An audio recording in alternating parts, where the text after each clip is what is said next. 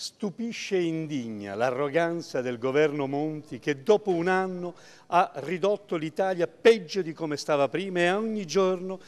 mette nuove tasse ai più onesti e ai più deboli. E stupisce e indigna l'ipocrisia dei partiti politici che l'appoggiano, l'appoggiavano e continuano ad appoggiarlo, nonostante ogni giorno dicono che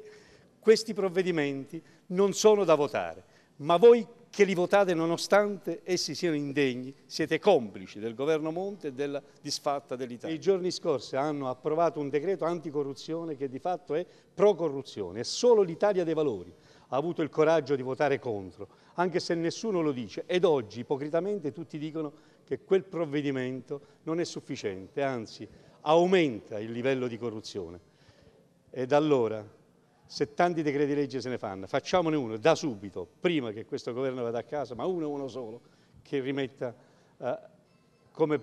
punibile il reato di falso in bilancio, che rimetta al primo posto l'autoriciclaggio, che elimini i limiti di prescrizione, che intervenga reinserendo il reato di concussione per induzione, che è il vero reato della concussione dei pubblici ufficiali e degli amministratori, che insomma faccia un provvedimento che lotti la corruzione e non che sia a favore dei corrotti e dei corruttori.